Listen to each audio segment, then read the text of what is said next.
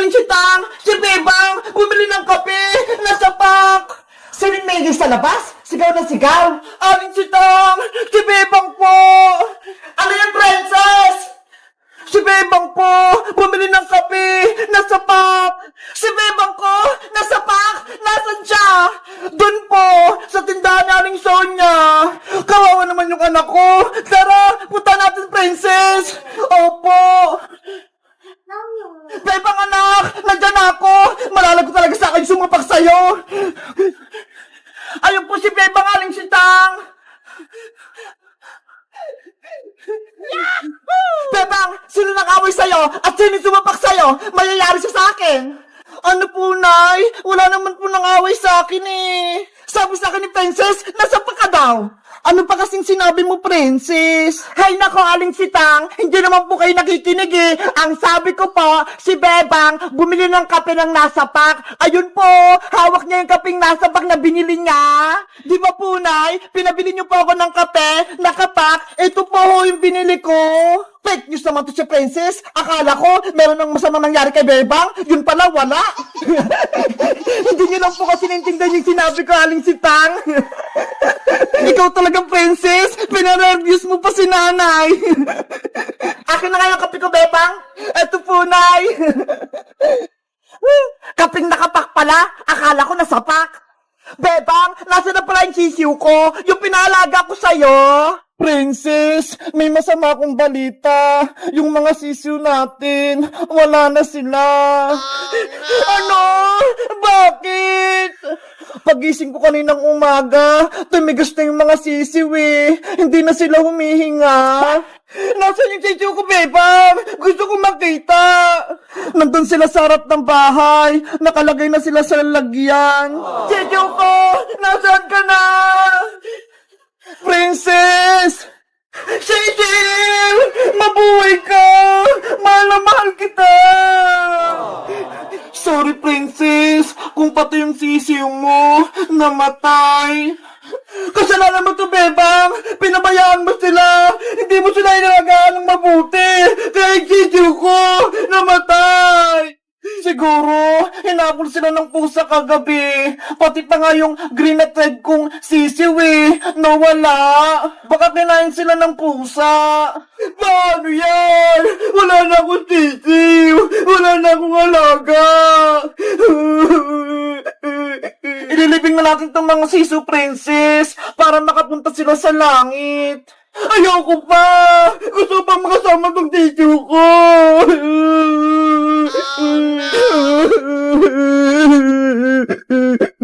Guys, kayo rin ba namatay ng alagang sisiw?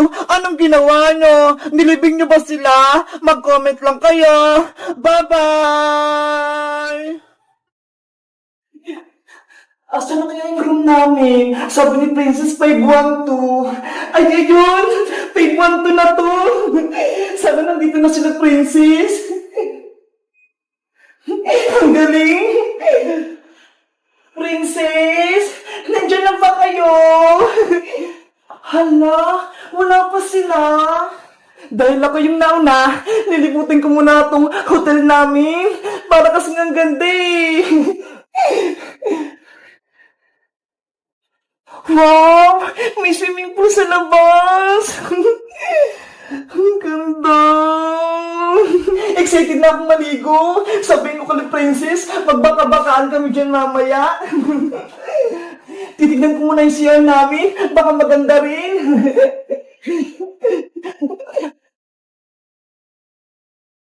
Wow! May swimming pool din! Ang ganda naman dito sa loob. Meron silang malaking batya.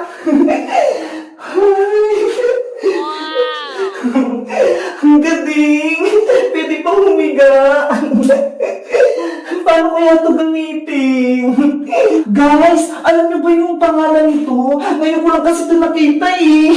Para kasi siyang pwedeng swimingan. Alam niyo ba kung anong pangalan nito? Ang ganda. Parang swimming pool na maliit. Nasa na kayo sila Princess tsaka si Iska. Ang tagal naman nila. Guys, kaya nandito kami sa may hotel kasi birthday ni Iska. Pinadalan siya ng mama niya para dito kami mag-celebrate sa hotel. Ito nga oh, may dala akong cake sa kanya. Batiin niyo si Iska, guys Dahil wala pa si Iska at si Princess, matutulog muna ako dito. Kasi parang masaya matulog dito eh. Ang lambot-lambot. Wow, ang lambot. Ang sarap. Ang lamig. Matutulog nga muna ako habang inaantay ko sila para mamaya kakain kami ng cake.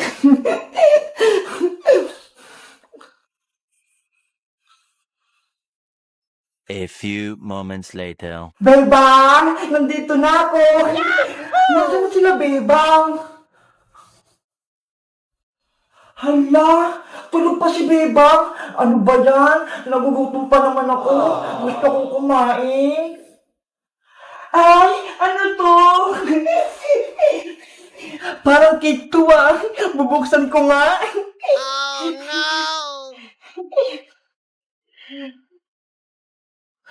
Wow! Totoo nga!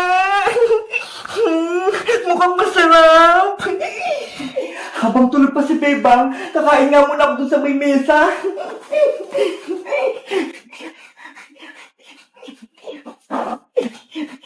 Ang ganda naman itong cake na to. Ang cute. Sakto lang para sa akin.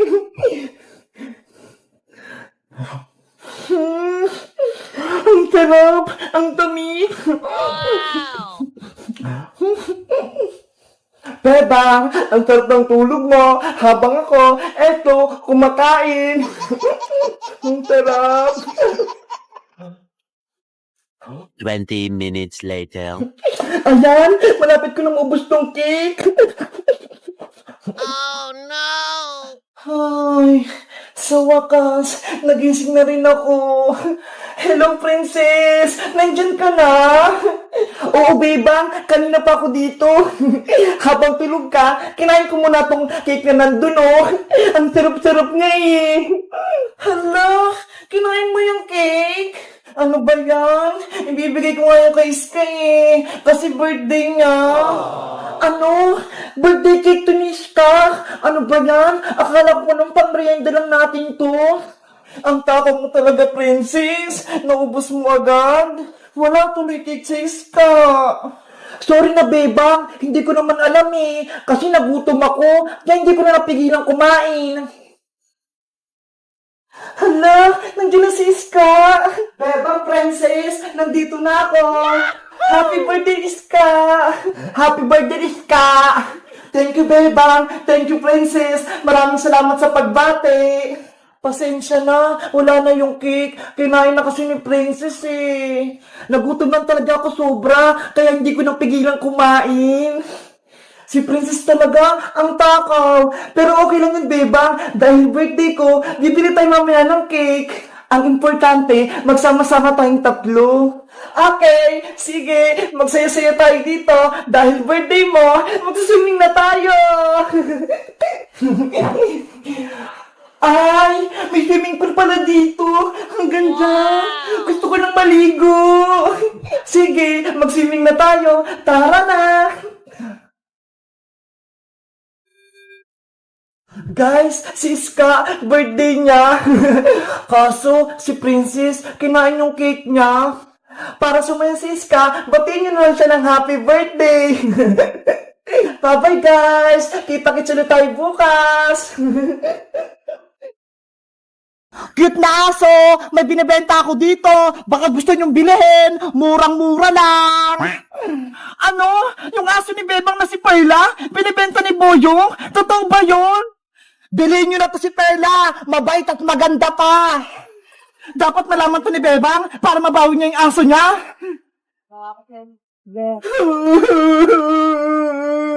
Perla! Nasaan ka na? Namimiss na kita! Wala na akong kalaro! Bebang, tawa na! Huwag ka nang umiyak! Ilang araw ka nang malungkot! Princess, namimiss ko na si Perla! Gusto ko na siyang mayakap! Yung bahay niya, oh! Wala nang nakatira! Anong gagawin natin? Nakay Boyong na si Perla! Kinuha na siya! Kasalanan mo kasi, Princess, eh! Binigay mo si Perla kay Boyong! Ayan tuloy! Wala na akong alaga! Sorry, Bebang. Hindi ko alam na niloloko ko ni Boyong. Kaya naibigay ko si Perla sa kanya. Paano ba yan? Gusto ko nang mabawi si Perla. Para makabalik na siya dito sa bahay niya. Gusto mo, Bebang? Ako muna aso mo. Habang wala si Perla, ako muna yung alaga mo.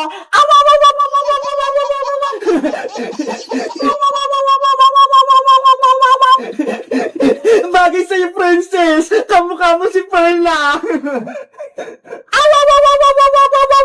Bigyan mo ako ng pagkain, Bebang! Sige, wait lang. Kuha ko ng pagkain mo. Yes, makain ako. Princess, eto na yung pagkain mo. Oh no! Ayaw mo pa itong pagkain, Princess? Bebang naman eh. Akala ko naman, tunay na pagkain yung bibigay mo. Yun pala, dog food. Diba? Sabi mo, ikaw muna si Perla, kaya yung dog food na pagkain yung binigay ko sa'yo. Ayoko na nga maging aso. Hindi naman ako makakakain yan eh. Perla ko, namimiss na talaga kita. Kawawa naman si Bebang. Hindi pa rin yung bumabalik yung alaga niyang aso. Nasaan na kaya si Perla? Bebang! Bebang! Bebang! Siska! Nasa baba! Sumisigaw! Ano kaya sasabihin niya? Iska! Ano yon? Bebang! May good news at bad news ako tungkol kay Perla! Ano yung good news, Iska? Si Perla, nakita ko na siya kanina lang. Talaga? Nasaan siya? Pero ang bad news, hawak siya ni Boyong. Binibenta niya si Perla. Ano? Binibenta niya si Perla? Ang sama talaga ni Boyong, pati si Perla, gusto niyang ibenta. Nasa si Boyong, Iska. Bawiin natin si Perla. Nandun siya sa kalsada. Doon siya nakapwesto. Tara, Princess. Samahan mo ko para mabawi natin si Perla. Sige. Para malagot si Boyong. Tara na. Yari ka sa akin ngayon, Boyong. Meanwhile, Bilhin nyo na si Perla. Ano ba yan? Kanina pa ako rito. Wala namang bumibili kay Perla. Ibigay ko na nga lang kay Angela para may alaga siya. Oh no! Nasa si Boyong, Iska. Nasaan na si Perla? Hala, wala na sila. Nandiyan lang siya kanina, ha. Paano yan, Bebang? Nakatakas na si Boyong. Hindi na natin makukuha si Perla. Guys, alam niyo ba kung nasa si Perla? Mag-comment lang kayo para mabawi ko siya. Bye-bye!